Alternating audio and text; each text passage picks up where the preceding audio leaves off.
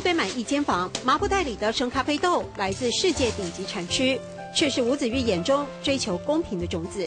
我们算过，大概他们平均一个农民的家户，对每一个人的一天的平均所得是不到1块钱美金的，就是符合联合国的绝对贫穷线的这个定义。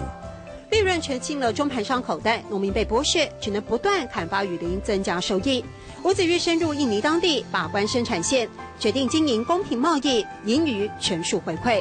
其实这个咖啡都是一个工具而已，这个对我来讲，它不是我真正的目的。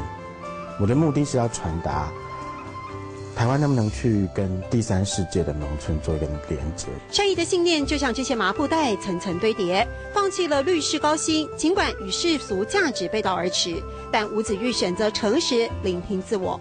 我们财务还在平衡当中，要很努力才能平衡。对，不过我们得到蛮多的消费者的支持。透过这些咖啡，每个人都有了关心雨林的着力点。知难行亦难，吴子玉依旧义无反顾。是本于人道关怀的立场，是对不对？但这中间当然还有很多的大原则。是。哪个新疆配嘛给？共新用。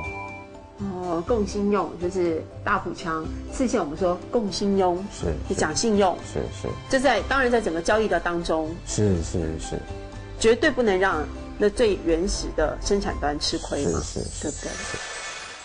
这杯咖啡，吴子玉形容内含冲撞现实的滋味。